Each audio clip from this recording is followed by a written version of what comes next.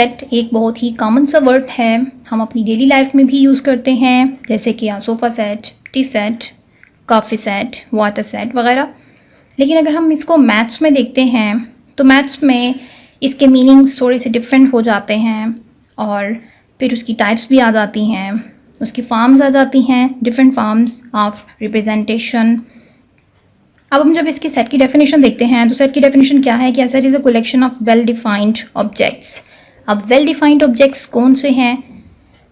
Well defined mean having clear meaning, या हम कह सकते हैं एक्यूरेटली डिस्क्राइब कर सकते हो जिनको, उन ऑब्जेक्ट्स की कलेक्शन को हम सेट कहते हैं।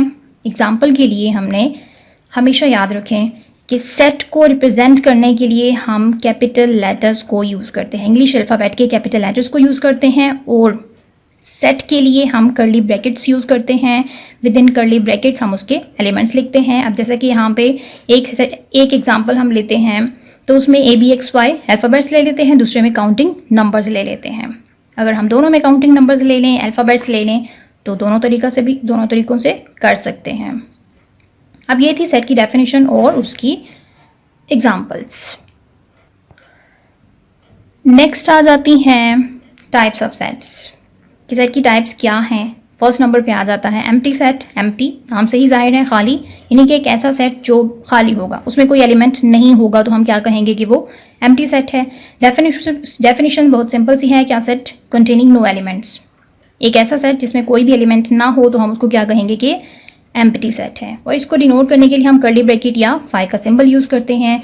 एग्जाम्पल अगर हम लेते हैं तो ए इक्वल्स नंबर्स बिटवीन 2 and 3, अब 2 और 3 के इन बिटवीन कोई भी नंबर नहीं है, तो हम क्या कहेंगे ये एम्प्टी सेट है। उसके अलावा हम कर्ली ब्रैकेट्स भी यूज़ कर सकते हैं, सिंपली कर्ली ब्रैकेट्स यूज़ करें या फाई का सिंबल यूज़ करें, वो भी क्या होगा एम्प्टी सेट। सेकेंड टाइप आ जाती है फाइनाइट सेट। और फाइनाइट सेट वो होगा कि जिसमें सेट के एलिमेंट्स काउंटेबल होंगे, फिक्स्ड होंगे, उसको हम क्या कहेंगे कि ये फाइनाइट सेट है। A set containing only a fixed number of elements, कि हमें मालूम होगा कि इस सेट में कितने एलिमेंट्स आ रहे हैं, तो हम उसको कहेंगे कि ये फाइनाइट सेट है। जैसे कि एग्जांपल्स में हम अगर नेचुरल नंबर्स का सेट लेते हैं तो नेचुरल नंबर्स में 1 2 3 अप टू 50 तक हम एलिमेंट्स ले रहे हैं। यहाँ पे 50 की बजाय आप 1 2 3 4 5 भी ले सकते हैं, 10 तक ले सकते हैं, 50 100 जहाँ तक भी आप लेना चाहें। उसके बाद हम अगर एक और एग्जाम्पल लेते हैं P, सपोज अब उसमें अगर अल्फ़ाबेट्स ले लेते हैं तो अल्फ़ाबेट्स में ABC अप टू M लेते हैं, कोई भी अल्फ़ाबेट्स, कुछ 3 लें, 4 लें, 5 लें, जितने भी अल्फ़ाबेट्स आप लेना चाहें। तो finite mean fixed number of elements होंगे, तो उसको क्या कहेंगे कि ये है फाइनाइट सेट।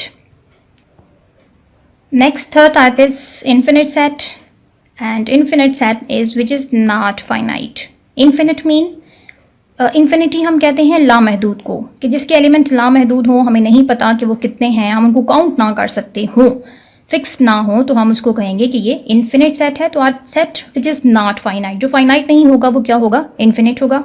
सपोज हम W मीन होल नंबर्स का सेट लेते हैं जो 0 से स्टार्ट होता है, तो 0 1 2 3 अप टू 100 मीन के हमें यहाँ पे नहीं पता, हमने फिक्स नंबर ऑफ एलिमेंट्स नहीं लिए, अब कहाँ तक वो स्टॉप होंगे हम नहीं बता सकते। उसके बाद हम एक सेट लेते हैं स्टार्स ऑन द स्काई, अब आसमान पर कितने स्टार्स हैं स्काई पर जो हम काउंट नहीं कर सकते हैं, तो हम इसको कहेंगे कि क्या है, इन्फिनिट सेट है। फोर्थ टाइप आ जाती है डिसजॉइंट सेट्स।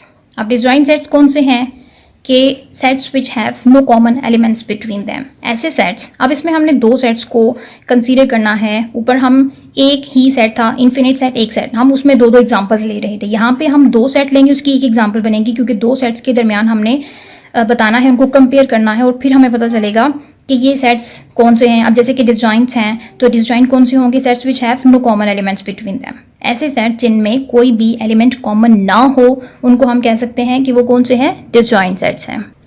और डिसजॉइंट सेट्स की एग्जांपल कौन सी आ जाती है कि हम एक सेट में लेते हैं 1 2 3, दूसरे में लेते हैं 4 5 6 7, यानी कि जो कुछ हमने एक सेट में लिया है वो दूसरे में नहीं ले रहे, इन दोनों में कोई भी कॉमन एलिमेंट नहीं है, सेम एलिमेंट नहीं है, तो हम क्या कहते हैं कि ये दोनों सेट कौन से हैं। ये 2 सेट्स को कंपेयर करते हैं आपस में कि एक में 1 2 3, दूसरे में 4 5 6 7 है, तो इनमें कोई भी एलिमेंट कॉमन नहीं है, तो ये क्या कहलाएंगे, डिसजॉइंट सेट्स। अब 5th नंबर पे आ जाता है ओवरलैपिंग सेट्स। अब ओवरलैपिंग सेट्स कौन से हैं कि sets which have at least 1 common element between them.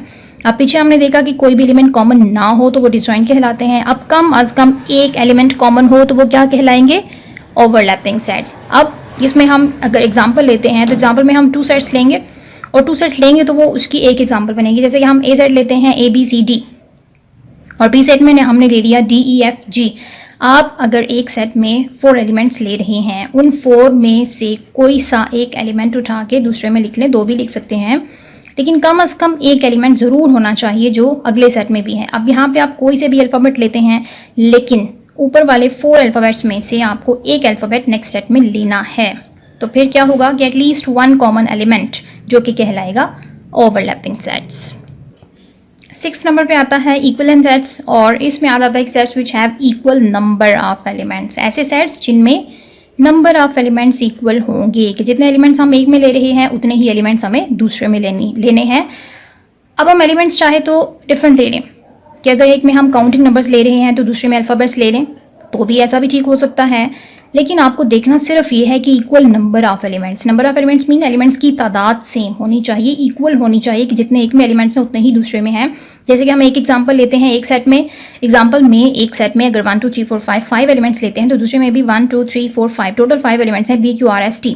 Just हमने देखना ये है कि जितने एलिमेंट्स एक में हैं उतने ही दूसरे सेट में भी होने चाहिए। Next type is equal sets. अब इक्वल सेट्स कौन से हैं कि sets which have contain the same elements. ऊपर हमने देखा कि नंबर ऑफ एलिमेंट्स को इक्वल होना चाहिए इक्विवेलेंट सेट्स में, जबकि इक्वल सेट्स इक्वल तभी हो सकता है कि जो कुछ एक में है वही सब कुछ दूसरे में होना चाहिए, तभी वो सेट्स इक्वल होंगे। तो sets which contain the same elements, के दोनों सेट्स में सेम एलिमेंट्स होंगे, तो हम कहेंगे कि वो क्या है, इक्वल सेट्स हैं। अब ए में अगर हम ले रहे हैं 2 3 5 7, बी में मैंने इसकी तरतीब चेंज कर दी है, इसको रीऑर्डर कर दिया है, 5 7 3 5 अब 3 2। अब किसी भी तरह से इनको रीऑर्डर कर सकते हैं, चाहे तो जो एलिमेंट जैसे आपने ए सेट में लिखे हैं उसी तरह से बी सेट में लिख दें 2 3 5 7 2 3 5 7, तो भी वो क्या कहलाएंगे, इक्वल सेट। जस्ट देखना ये है कि जो कुछ एक सेट में लिखा है वही दूसरे सेट में, अगर इधर काउंटिंग नंबर्स हैं तो दूसरे में भी वही काउंटिंग नंबर्स होने चाहिए। आप अल्फ़ाबेट्स भी ले सकते हैं, अगर आप अल्फ़ाबेट्स का सेट लेना चाहें तो जो अल्फ़ाबेट्स आपने एक सेट में लिए हैं वही आप दूसरे सेट में लेंगे, तब वो कहलाएंगे इक्वल सेट्स। 8 नंबर पे आ जाता है यूनिवर्सल सेट। अब यूनिवर्सल सेट कौन सा है, a set which contains all sets under consideration, it is denoted by you. सिर्फ हम इस सेट को, यूनिवर्सल सेट को यू से रिप्रेजेंट करते हैं, बाकी पीछे हमने जितनी भी टाइप्स पढ़ी हैं उनमें हम कोई सा भी लेटर ले सकते हैं। अब यहाँ पे हम यूनिवर्सल सेट लेते हैं 1 2 3 4, और यूनिवर्सल सेट है क्या, set which contains all sets. अब यूनिवर्सल सेट कौन सा होता है, यूनिवर्सल सेट एक ऐसा सेट होता है कि जो बाकी तमाम सेट्स को जो हम कंसीडर करते हैं, बाद में जितने भी सेट्स को कंसीडर करेंगे, उन तमाम सेट्स के एलिमेंट्स उसी यूनिवर्सल सेट के अंदर मौजूद होते हैं। जैसे कि हमने यहाँ पे ए और बी सेट लिए हैं, तो यूनिवर्सल सेट को अगर हमने लिया 1 2 3 4, अगर हम 1 2 3 4 की बजाय 10 तक ले सकते हैं, जितने भी एलिमेंट्स लेना चाहें आप ले सकते हैं। अब अगर हम यहाँ पे लेते हैं 1 2 3 4 अप टू 10, तो हमने ए और बी के एलिमेंट्स भी क्या करने हैं, 1 से लेके 10 तक ही लेने हैं। इससे ना तो ज़्यादा ले सकते हैं और ना ही उसके अलावा कोई भी ले सकते हैं। अब यहाँ पे हमने यूनिवर्सल में सिर्फ 4 एलिमेंट्स लिए हैं, 1 2 3 4। अब ए में जो एलिमेंट्स लेंगे वो क्या होंगे, सपोज 1 2, आप 1 2 के अलावा इन 4 में से कोई भी ले सकते हैं, 1 ले लें, 2 ले लें, 3 ले लें। लेकिन ए में अगर हम लेते हैं 1 2, बी में मैंने लिए हैं 3 4, तो ये क्या कहलाएगा कि यूनिवर्सल सेट से ही हमने ये दोनों सेट कंसिडर किए हैं। तो क्या हुआ, क्या set which contains all sets, एक ऐसा सेट जो बाकी तमाम सेट्स के एलिमेंट्स को अपने अंदर मौजूद रखता है, विच जो तमाम सेट्स को अंदर, अगर हम यहाँ पे सी एक और सेट ले लेते हैं, वो भी हमने यहीं से लेना था। यूनिवर्सल से जो लेट किए जाते हैं, कंसिडर किए जाते हैं, वो उन्हीं एलिमेंट्स में से लिए जाते हैं जिनको यूनिवर्सल में हमने लेट किया है, सपोज किया है।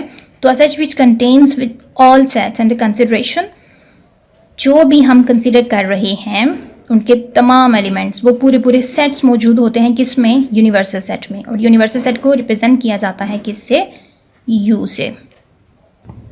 नेक्स्ट हम डिस्कस करते हैं कि how is a set represented, एक सेट को रिप्रेजेंट कैसे किया जाता है।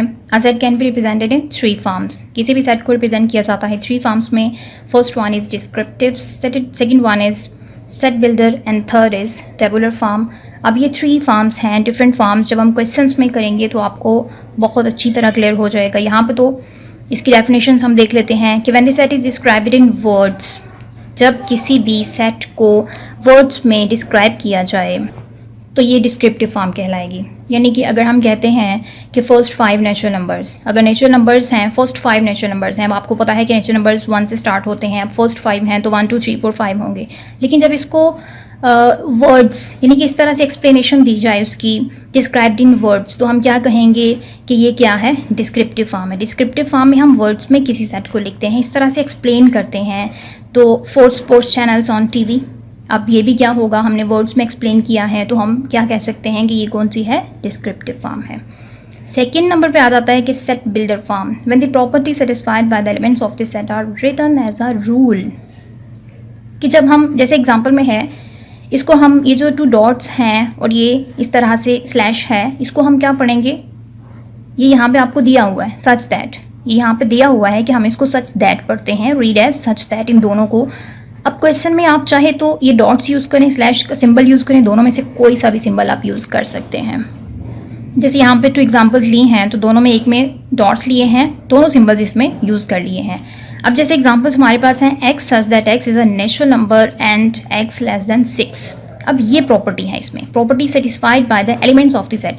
प्रॉपर्टी क्या है कि natural numbers less than 6, natural numbers हैं, मीन कि वो 1 से स्टार्ट हो रहे हैं, और कहाँ तक हैं कि 6 से लेस है, मतलब कि 1 से लेके कहाँ तक होंगे, 5 तक होंगे। तो ये जो property satisfied by the elements of the set, अब ये जो प्रॉपर्टी है ये बता रही है एलिमेंट्स ऑफ द सेट को, उसको लिखा जाए रिटन एज अ रूल, किसी रूल के अकॉर्डिंग लिखा जाए, किसी रूल के तहत लिखा जाए, तो हम कहते हैं कि वो कौन सी फॉर्म है, सेट बिल्डर फॉर्म। तो अब यहाँ पे है कि x such that x is a letter in the word bubble. अब बबल में ये जो वर्ड दिया हुआ है हमें बबल, उसमें लेटर्स कौन से हैं उसका हमने सेट बनाना है। अगर हम उसको टेबुलर फॉर्म में, नेक्स्ट जो हम फॉर्म देखेंगे, अगर हम उसको टेबुलर फॉर्म में उसके एलिमेंट्स लिखते हैं तो वो क्या बनेंगे। तो इस तरह से जब ये यूज़ किया जाता है, ये फॉर्म यूज़ की जाती है, ये है एक रूल, किसी रूल के तहत लिखा जाता है। Property satisfied by the elements of the set, set के एलिमेंट्स को अगर किसी रूल के तहत लिखा जाता है तो उसको हम क्या कहते हैं, ये है set builder form. Third number पे आ जाता है टेबुलर फॉर्म। अब टेबुलर फॉर्म क्या है कि when the elements of the set are listed distinctly within a pair of curly brackets. अब डिस्टिंक्टली क्या है, डिस्टिंक्टली मीन क्लियरली, या हम कह सकते हैं डिफरेंट फ्रॉम वन अनदर, कि जब एलिमेंट्स ऑफ द सेट को लिस्टेड किया जाता है डिफरेंटली, अलग अलग से लिखा जाता है, उनको क्लियरली लिखा जाता है, हमें पता चल जाता है कि ये कौन से एलिमेंट्स हैं, अल्फ़ाबेट्स हैं, काउंटिंग नंबर्स हैं, या कोई भी उसमें जैसे ये बबल वर्ड के लेटर्स हैं, उसके बाद 4 स्पोर्ट्स चैनल्स ऑन टीवी हैं, तो कोई भी जो एलिमेंट्स उसमें यूज़ किए जाते हैं उनको क्लियरली लिखा जाए तो हम क्या कहेंगे कि वो कौन सी फॉर्म है, टेबुलर फॉर्म। और टेबुलर फॉर्म में भी कर्ली ब्रैकेट्स में सेट को जब भी लिखा जाता है, कैसे लिखा जाता है, विद इन कर्ली ब्रैकेट्स। तो यहाँ पे भी इस बता दिया जाता है कि जब उसके एलिमेंट्स को क्लियरली अलग अलग करके, डिफरेंट फ्रॉम वन अनदर, एक दूसरे से वो डिफरेंट होते हैं, रिपीट नहीं होते। ये भी याद रखें कि सेट में जो भी एलिमेंट्स हम लेते हैं उसमें एलिमेंट्स को कभी भी रिपीट नहीं किया जाता। अगर एलिमेंट्स रिपीट हो रहे हों तो वो सेट नहीं होगा। सेट में कभी भी एलिमेंट्स रिपीट नहीं होते। डिस्टिंक्टली ये भी होता है, ये भी हम कह सकते हैं क्लियरली होने के साथ साथ डिफरेंट फ्रॉम वन अनदर, एक दूसरे से डिफरेंट होने चाहिए, तो उनको कर्ली ब्रैकेट्स में जब लिख दिया जाता है तो वो क्या होंगे, टेबुलर फॉर्म कहलाएगी। अब जैसे यहाँ पे एक हम सेट ले रहे हैं, a इज इक्वल टू 1 2 3 4 5। अब यहाँ पे हमने कोई भी एलिमेंट रिपीट नहीं किया, 1 2 3 4 5 लिए हैं। अगर हम इस पर दोबारा से 1 लिख देते हैं तो वो सेट नहीं कहलाएगा। आपने सेट की डेफिनेशन में ही देखा कि set is a collection of well defined objects. अगर हम 5 को 2 बार लिख दें, किसी भी एलिमेंट को 2 बार लिख दें, तो वो क्या होगा, सेट नहीं कहलाएगा। और टेबुलर फॉर्म में ये भी आपने देख लिया कि लिस्टेड डिस्टिंक्टली। डिस्टिंक्टली मीन एक एक बार उसको लिखना है, क्लियरली होना चाहिए, अलग अलग से होना चाहिए, और उनको सिर्फ किसी भी एलिमेंट को एक बार ही लिखना है, तो वो क्या कहलाएगी, टेबुलर फॉर्म कहलाएगी।